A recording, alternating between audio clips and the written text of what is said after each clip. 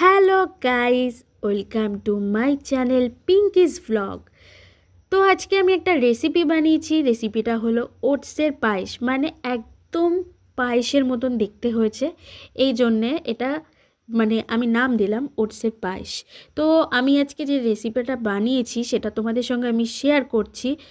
আর তোমাদের যদি এই রেসিপিটা খেয়ে ভালো লাগে আমাকে অবশ্যই কমেন্টে জানাবে।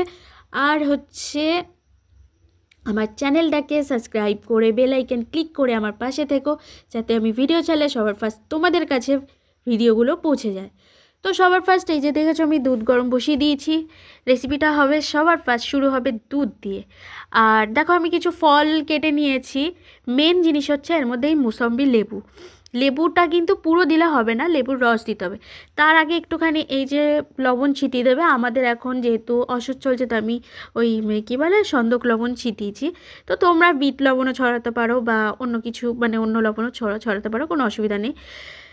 তো তারপরে তোমরা এই যে দেখছো দুধের হাঁড়ির মধ্যে ওটসটা দিয়ে দেবে।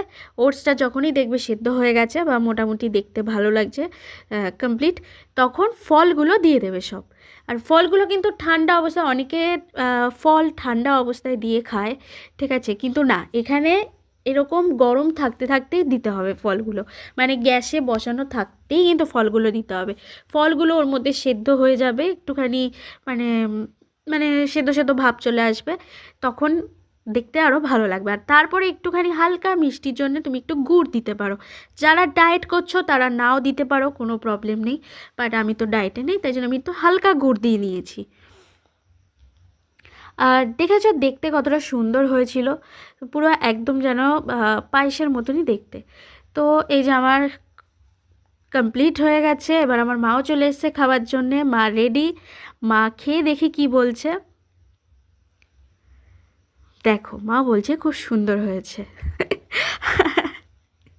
ফার্স্টেই মাকে এটা আমি করে খাওয়ালাম।